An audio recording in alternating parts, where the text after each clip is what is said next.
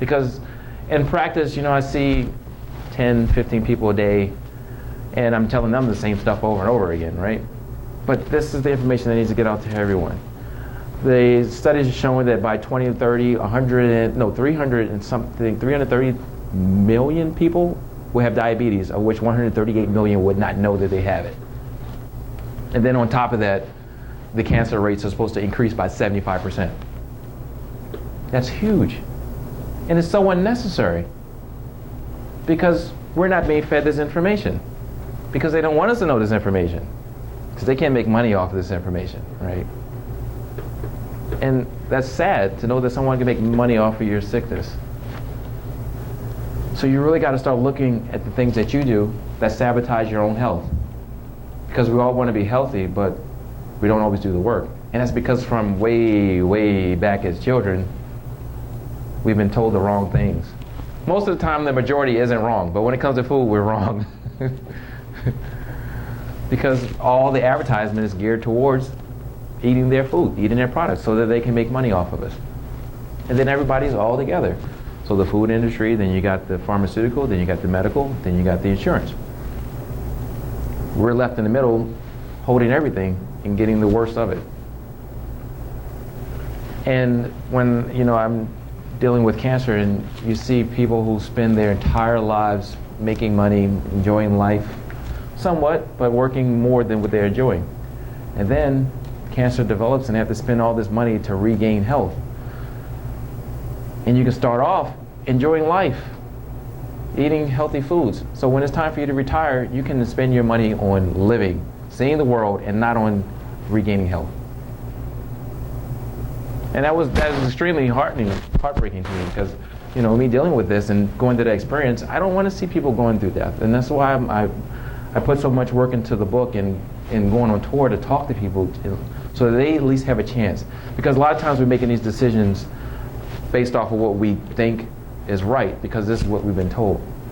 But when you start looking around at people around you, you start seeing how, really evaluating the way that you feel, you start second guessing, like, wait a minute, the stuff that they told me isn't adding up.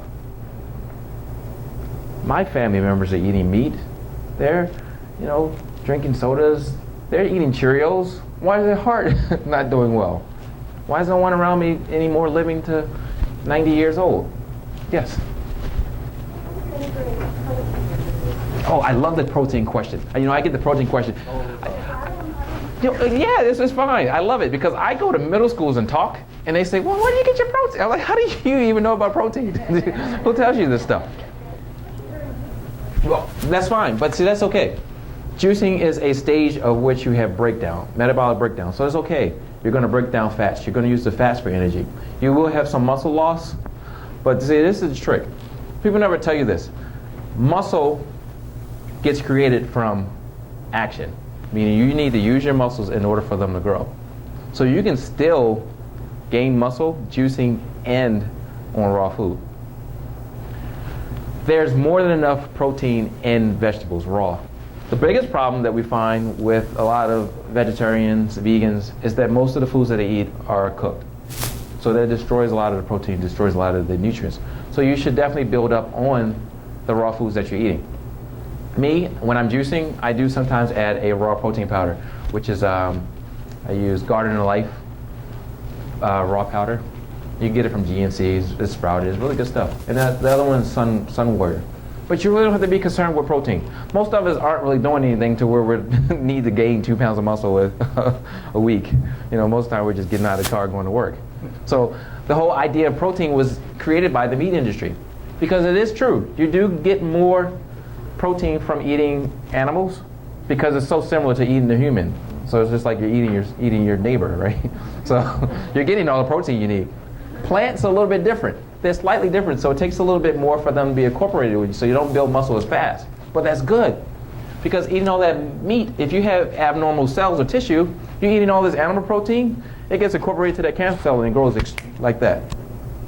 It doesn't do that with a plant because it's not the same. It still uses the same amino acids, but it doesn't become a part of your body as if you were eating your neighbor, which we've been having these crazy zombie attacks lately, so eating meat is eating humans. It's the same stuff.